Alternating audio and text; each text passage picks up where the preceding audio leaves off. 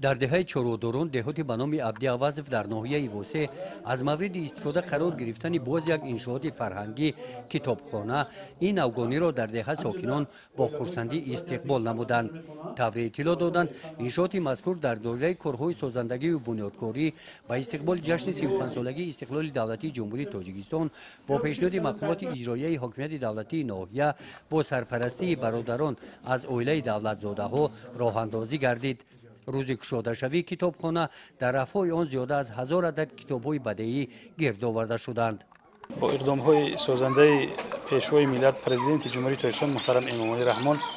ما اقدام گرفتیم که در یکی از دهه‌های دوردست ناحیه ووسه یک کتابخانه ساخته و استفاده دادیم و امروز در عرفه عید نوروز ما با این مقصد خود رسیدیم و در کتابخانه که ما با استفاده دادیم تعدادی 1000 نسخه کتاب این زمان موجود است و ما باز مقصد گذاشتیم که در همین دهه دوردست برای مردم نیازمندی که کم‌ضرورت هستند برای فرزندان آنها کتاب‌های درسی را وابسته به امکانات نیز تامین نماییم.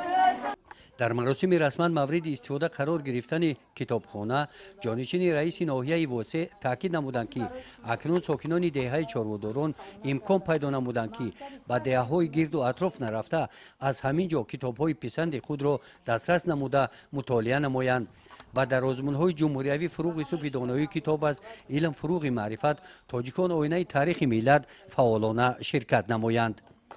گزارش خوجا نظریف خدای نظر ظهورов از ناحیه ووسه برای برنامه اطلاعاتی نوید.